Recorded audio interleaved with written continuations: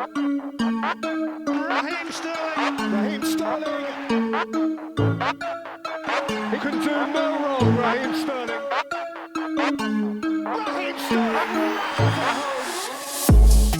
Raheem Sterling has cracked in a beauty. Sterling! Oh, that is beautiful. That is beautiful. Boy, this fella's flying. Yeah, it's something that's made me, I'll say, stronger, mentally stronger. When you see certain stuff from a young age, and there's not a lot that can break you. I think it's made me mentally tough, mentally strong. This is my happy place. It's a place that if I want to restart, get a fresh mindset, or press the refresh button, it's a place that I always tend to go. I love the energy, I love the vibes, and yeah, that's why I'm there every summer. It's a small island, but we have a massive influence on the world. If it's dancing, food, football, well, it's a small island, but we do influence the world, I'd say. Lawrence, Fuller, nice touch to get past Lawson. The angle was difficult, but somehow he did it! What a goal! And what a moment for Ricardo Fuller! I remember watching the Premier League when I was younger, and seeing the likes of Ricardo Fuller.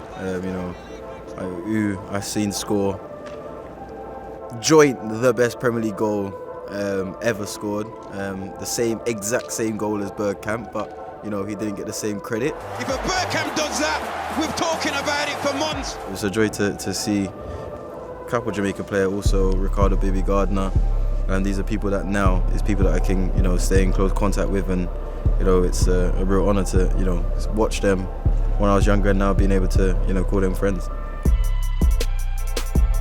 I'd say the most important one is not to make your environment define what you can do.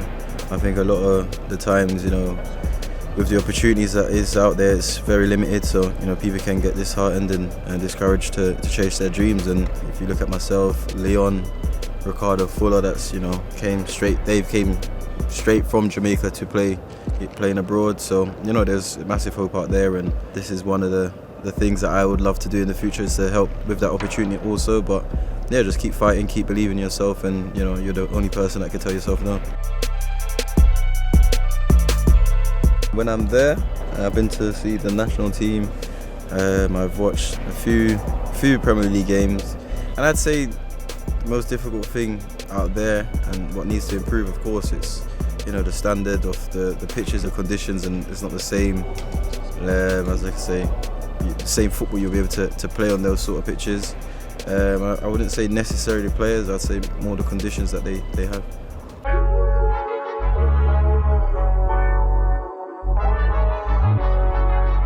I always go back to a quote that I seen Tupac Shakur say, what's the point of having so many billionaires and millionaires in the world when there's so much other people that's suffering and hungry. But yeah, that's one of my things. What's the point of me earning all this money and keep it to myself and my mum and my sister, and those are the only people that should not benefit, but I can help. So yeah, that's one of the things I always try to go back to, things that come close to me, and Jamaica's one of those, and parts of the areas in London also. So these are the places I'm connected to, and these are the places that if I can at any moment in time help, I will try to.